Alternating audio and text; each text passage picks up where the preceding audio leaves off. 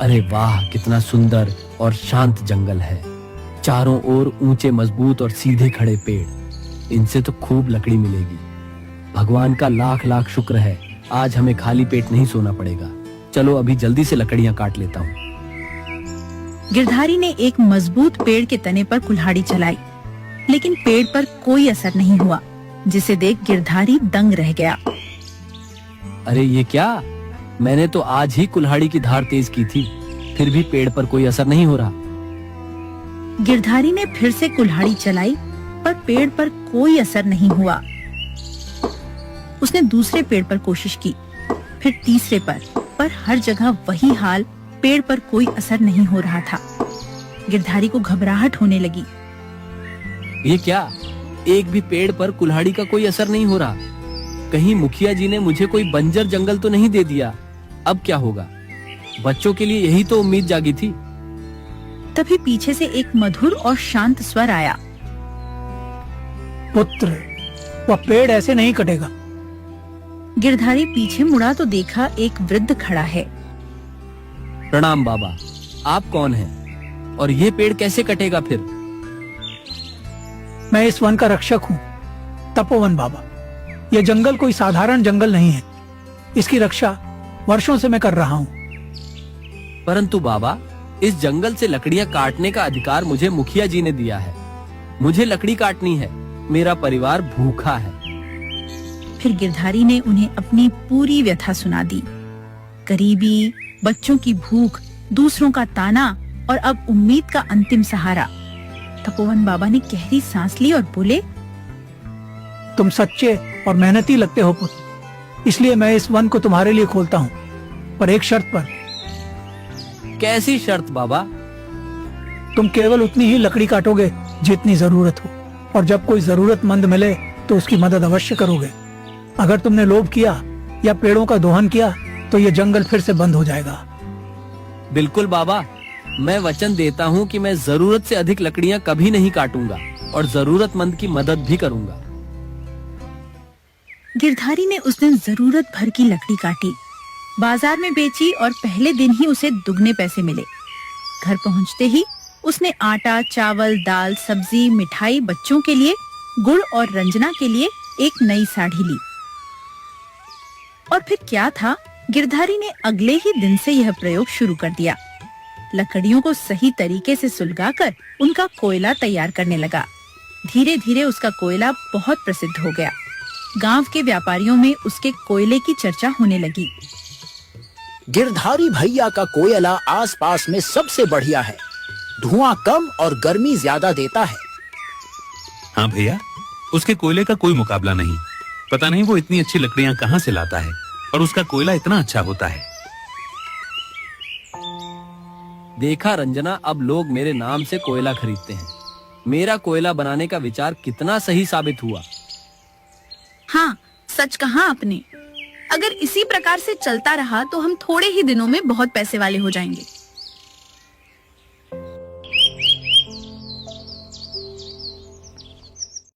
कुछ ही महीनों में गिरधारी ने अच्छा धन जोड़ लिया। उसने अपने मिट्टी के घर को तोड़कर पक्के ईंटों वाला 2 मंजिला मकान बना लिया। गेट पर टीन की छत, अंदर पानी का हैंडपंप और बाहर लकड़ियों का बड़ा स्टोर। अरे, ये वही गिरधारी है ना जिसका लोग मजाक उड़ाते थे। अब देखो तो सही, इसने तो कोठी बना ली है। भाई, ये इसकी मेहनत और समझदारी का नतीजा है। इसने इसके लिए बहुत मेहनत की है। इस प्रकार से पूरे गांव में गिरधारी की चर्चा होने लगी। एक दिन अचानक गांव में जोरदार बारिश शुरू हो गई। लगातार कई दिन बारिश होती रही। सारे लकड़हारों की लकड़ियां भीग गईं। जंगल में सारे पेड़ भी पानी से लथपथ हो चुके थे। अब क्या करें? सारी लकड़ियां तो गीली हो गई। अब इन्हें बेच भी नहीं सकते, और इन्हें खरीदेगा भी कौन? उस गिरधारी के पास तो सूखी लकड़ियों का भंडार है, वही हमारी मदद कर सकता है। चलो चलो, फिर गिरधारी के पास ही चलते हैं, शायद वो हमारी कुछ मदद कर दे। इसके बाद वे सब गिरधारी के घर पहुंचे। गिरधारी भैया, हम बड़ी मुश्किल में हैं। हमारी सारी लकड़ियां भीग गई हैं और जंगल में भी पानी भरा पड़ा है। थोड़ा लकड़ी दे दो, ताकि हम भी बाजार में बेच सकें।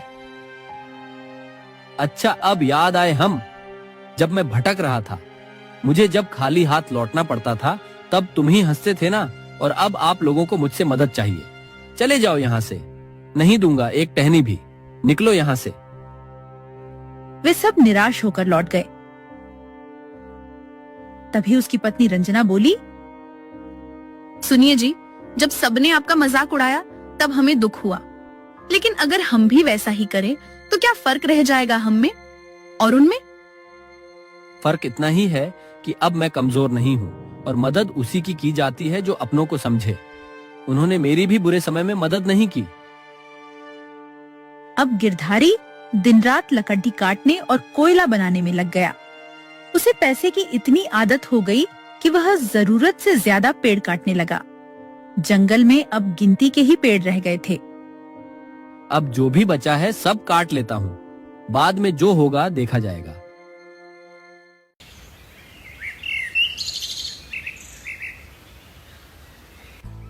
एक दिन बारिश की वजह से गिरधारी की कुछ लकड़ियां गीली रह गई थीं।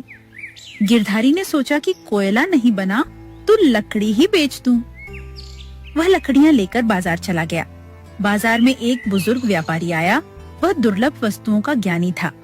वह गिरधारी के पास आकर बोला, भैया ये लकड़ियाँ कितने की है? जो आप उचित समझो दे देना। वैसे भी ये गीली है, इनका कोयला नहीं बन सका, इसीलिए मैं इन्हें यहाँ ले आया। बुजुर्ग व्यापारी ने एक लकड़ी को उठाया और उसे सूंघने लगा। सूंघते ही चौंक पड़ा। अरे ये तो चंदन है और तुम इसे जलाकर कोयला बना रहे थे, मूर्ख आदमी। ये आप क्या कह रहे हैं? क्या यह चंदन था? हाँ, यह सुगंधित चंदन है।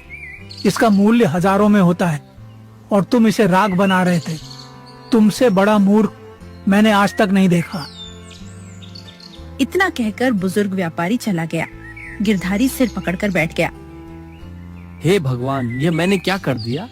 मैंने तो अपनी किस्मत खुद जला दी। तभी पीछे से वही रहस्यमयी आवाज आई जो उस दिन जंगल में आई थी। उसने देखा तो उसके सामने तपोवन बाबा खड़े थे। मैंने पहले ही कहा था तुमसे जरूरत से ज्यादा मत काटो और दूसरों की मदद करो, पर तुम लोभी बन गए, दूसरों को तिरस्कृत किया। अब देखो वह चंदन जो तुम्हें लखपति बना सकता था, तुमने उसे राख में बदल दिया। बाबा, मुझसे बहुत बड़ी गलती हो गई। मैं अपने लालच में सब भूल गया। मुझे ज्यादा पैसों का लालच पड़ गया था।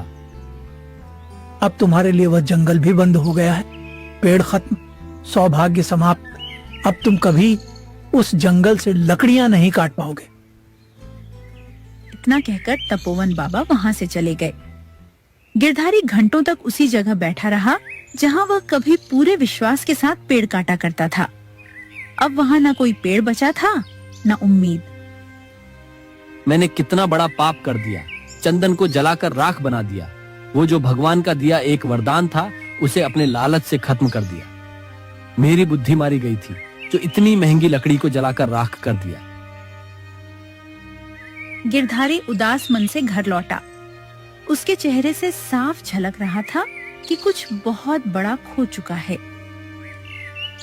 क्या हुआ? आप इतने थके हुए और उदास क्यों लग रहे हैं? कोई परेशानी है क्या? गिरधारी ने धीरे धीरे सारी बात रंजना को बताई। चंदन की पहचान, बुजुर्ग व्यापारी की बात और तपोवन बाबा की डांट। आपने गलती की, पर गलती तो हर इंसान से हो सकती है। इसका मतलब यह नहीं कि जीवन खत्म हो गया। इसमें चिंता करने की कोई बात नहीं है।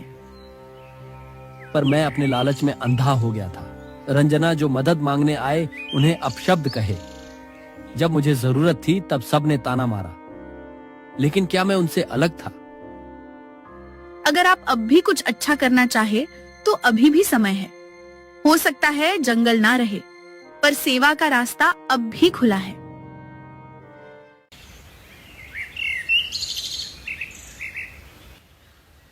अगले दिन गिरधारी ने अपना पुराना गट्ठर और कुल्हाड़ी उठाई और गांव की गलियों में घूमने लगा।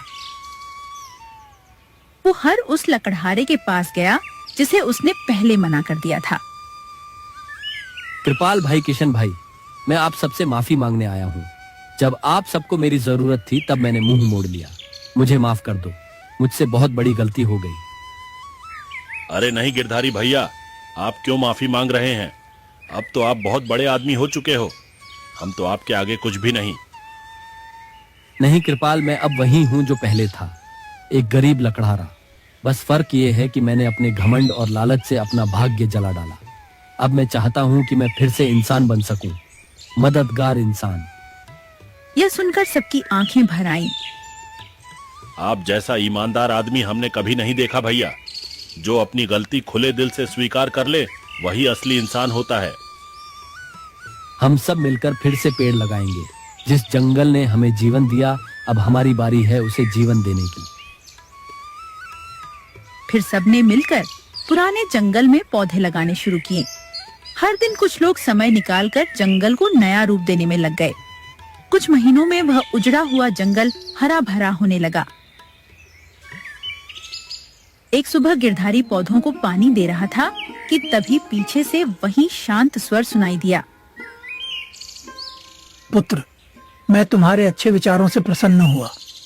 अब तुम फिर से उसके योग्य हो गए हो। बाबा, मैंने आपकी बात नहीं मानी और उसका फल भुगता। अब मैं सेवा करना चाहता हूँ ताकि अपनी आत्मा को फिर से पवित्र कर सकूं। तुम्हारा पश्चाताप सच्चा है। अब मैं तुम्हें एक और वरदान देता हूँ। दक्षिण दिशा में एक और जंगल है जहाँ चंदन के पेड़ हैं, परंतु अब तुम केवल व्यापार नहीं करोगे। तुम वहां से प्राप्त होने वाली धनराशि का एक भाग जरूरतमंदों की सेवा में लगाओगे और हो सके उतने पौधे लगाओगे। आपका आदेश सर माथे पर बाबा। गिरधारी अब फिर से चंदन की लकड़ी की पहचान करके उसका उचित उपयोग करने लगा, लेकिन इस बार वह कमाता भी था और जरूरतमंदों की सहायता भी करता था। जंगल में खूब सारे पेड़ भी लगाए। गांव में अनाथ बच्चों के लिए एक स्कूल बनवाया। बीमारों के लिए एक छोटा सा औषधालय खोला। अब गांव में लोग उसे वन सेवक गिरधारी के नाम से जानने लगे। एक दिन मुखिया जी फिर से काशीपुर आए। जब उन्होंने देखा कि गिरधारी अब गांव का सबसे इज्जतदार और प्रिय व्यक्ति बन गया है, तो वे बहुत प्रसन्न हुए। गिरधारी, तुमने सिर्फ लकड़ी नहीं काटी, अपने कर्मों से अपनी किस्मत तराशी है।